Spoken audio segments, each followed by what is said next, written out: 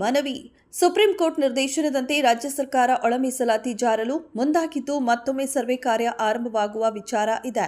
ಹೀಗಾಗಿ ಮಾದಿಗ ಸಮಾಜದವರು ಜಾತಿ ಕಾಲಂನಲ್ಲಿ ಮಾದಿಗ ಎಂದು ಬರೆಸಬೇಕು ಎಂದು ವಕೀಲ ಯಲ್ಲಪ್ಪ ಬಾದರದಿನ್ನಿ ಮನವಿ ಮಾಡಿಕೊಂಡರು.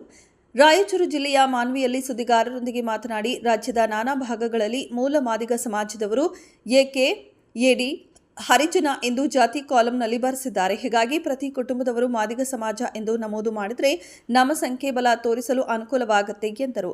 ರಾಜ್ಯ ಸರ್ಕಾರ ವರದಿ ಸಂಗ್ರಹಿಸಬೇಕು ಎಂದು ಆದೇಶ ನೀಡಿದೆ. ನಮ್ಮ ಮಾದಿಗ ಸಮಾಜದವರು ಸಹ ಗ್ರಾಮೀಣ ಭಾಗದಲ್ಲಿ ಜಾಗೃತಿ ಮೂಡಿಸಿ ಮಾದಿಗ ಎಂದು ಬರೆಸಬೇಕು ಎಂದು ತಿಳಿಸಿದಾಗ ನಮ್ಮ ಬಲ ಎಷ್ಟಿದೆ ಎಂದು ರಾಜ್ಯ ಸರ್ಕಾರಕ್ಕೆ ತಿಳಿಯಲಿದೆ ಎಂದರು. ಜಾತಿ ಎಲ್ಲ ಜನಸಂಖ್ಯೆಗೆ ನ್ಯಾಯವನ್ನು, ಸಾಮಾಜಿಕ ನ್ಯಾಯವನ್ನು ಕೊಡ್ತಕ್ಕಂಥ ನಿಟ್ಟಿನಲ್ಲಿ ತಮ್ಮ ಹೆಜ್ಜೆಯನ್ನು ಮುಂದಿಟ್ಟಿರ್ತಕ್ಕಂಥದ್ದು ತಮಗೆಲ್ಲ ಗೊತ್ತಿದೆ. ಹಾಗಾಗಿ ಕರ್ನಾಟಕದಲ್ಲಿ ಕೂಡ ಒಳ ಮೀಸಲಾತಿಗಾಗಿ 30 ವರ್ಷಗಳಿಂದ ಸುದೀರ್ಘ ಹೋರಾಟ ನಡೀತಾ ಇದೆ.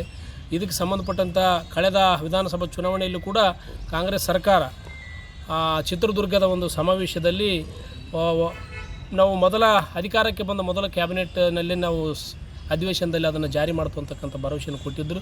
ಬಹುಶಃ ಆ ಭರವಸೆ ಹುಸಿಯಾಗಿದೆ ಇವತ್ತು. ಹಾಗಾಗಿ ನಮ್ಮ ಮಾದಿಗ ಜಾಗೃತಿ ಯುವ ವೇದಿಕೆ ಆ ಒಂದು ಸರ್ಕಾರದ ವಿಳಂಬ ಧೋರಣೆಯನ್ನು ನಾವು ಖಂಡಿಸ್ತೀವಿ.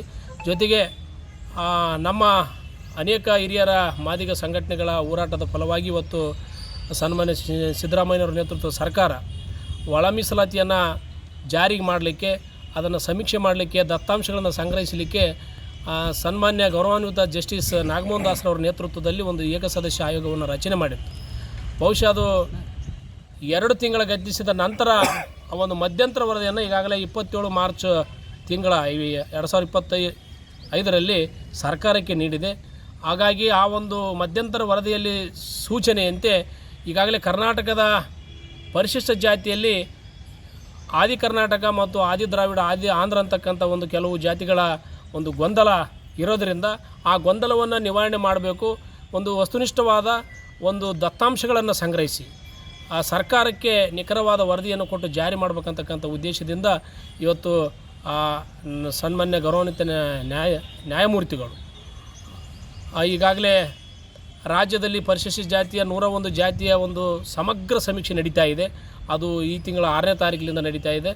ಆ ಸಮೀಕ್ಷೆಯಲ್ಲಿ ಪ್ರತಿ ನಗರಗಳಿಗೆ, ಪ್ರತಿ ಪಟ್ಟಣಗಳಿಗೆ, ಹಳ್ಳಿಗಳಿಗೆ, ಪ್ರತಿ ವಿಲೇಜ್ಗೂ, ಗಲ್ಲಿಗಳಿಗೆ ಇವತ್ತು ಬಡಾವಣೆಗಳಿಗೆ ಹೋಗ್ತಕ್ಕಂಥ ಅಧಿಕಾರಿಗಳು ತಮ್ಮ ಕೇರಿಗಳಿಗೆ ಬರ್ತಾರೆ.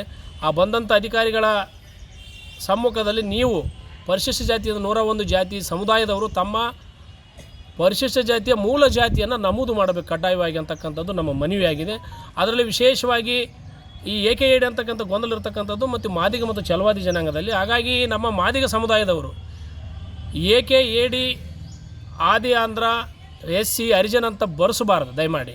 ಯಾಕಂದರೆ ಹಂಗಾದದಕ್ಕೆ ಇವತ್ತು ಒಳ ಮೀಸಲಾತಿ 30 ವರ್ಷ ಹೋರಾಟ ಮಾಡಬೇಕಾಗಿರ್ತಕ್ಕಂಥ ಅನಿವಾರ್ಯತೆ ಬಂದಿದೆ. ಇನ್ನಾದರೂ ಕೂಡ ತಾವು ಎಚ್ಚೆತ್ತುಕೊಂಡು ಜಾಗೃತರಾಗಿ ನಮ್ಮ ಮಾದಿಗ ಸಮುದಾಯದ ರಾಜಕಾರಣಿಗಳಾಗಿರಲಿ, ವಿದ್ಯಾರ್ಥಿಗಳಾಗಿರಲಿ, ಹೋರಾಟಗಾರರಾಗಿರಲಿ, ಎಲ್ಲ ನಮ್ಮ ಅಕ್ಕ ತಂಗಿಯರು, ಮಹಿಳೆಯರು ಎಲ್ಲರೂ ಕೂಡ ಪ್ರಗತಿಪರ ಬುದ್ಧಿವಂತರು ಕೂಡ ತಾವು ಜಾಗೃತರಾಗಿ ಜಾತಿ ಕಲಂನಲ್ಲಿ ತಮ್ಮ ಮನೆಗಳಿಗೆ ಬಂದಾಗ ಅಧಿಕಾರಿಗಳ ಸಮ್ಮುಖದಲ್ಲಿ ನಾವು ಮಾದಿಗ ಎಂದು ಸ್ಪಷ್ಟವಾಗಿ ನಿಖರವಾಗಿ ನಮೂದು ಮಾಡಬೇಕಂತಕ್ಕಂಥದ್ದು ನಮ್ಮ ಒಂದು ಮಾದಿಗ ಜಾಗೃತಿ ಯುವ ವೇದಿಕೆ ಒಂದು ಮನವಿಯಾಗಿದೆ. ದಯಮಾಡಿ ನಮ್ಮ ಜಾಗೃತಿ ಯುವ ವೇದಿಕೆ ಇವತ್ತು ಮಾದಿಗ ಜನಾಂಗದವರು ಜಾಗೃತಿ ಮೂಡಿಸುವಂಥ ಒಂದು ನಿಟ್ಟಿನಲ್ಲಿ ಇವತ್ತು ನಾವು ಒಂದು ನಮ್ಮ ತಂಡವನ್ನು ರಚನೆ ಮಾಡಿಕೊಂಡು ಈ ತಾಲೂಕಿನಲ್ಲಿ ಹಳ್ಳಿಗಳಿಗೆ ಭೇಟಿ ನೀಡಿ, ನಮ್ಮ ಬಡಾವಣೆಗಳಿಗೆ ಭೇಟಿ ನೀಡಿ, ನಮ್ಮ ಮಾದಿಗ ಸಮುದಾಯದವರಲ್ಲಿ ಜಾಗೃತಿ ಮೂಡಿಸ್ತಕ್ಕಂಥ ಕೆಲಸವನ್ನು ನಾವು ಮಾಡ್ತೀವಿ. ದಯಮಾಡಿ ಇದಕ್ಕೆಲ್ಲ ಕೂಡ ತಾವು ಕೂಡ ಪತ್ರಕರ್ತರು ಎಲ್ಲರೂ ಕೂಡ ನಮಗೆ ಸಹಕಾರವನ್ನು ನೀಡಬೇಕಾಗಿ ತಮ್ಮಲ್ಲಿ ವಿನಂತಿಯನ್ನು ಮಾಡ್ತೇವೆ. ನಮಸ್ಕಾರ.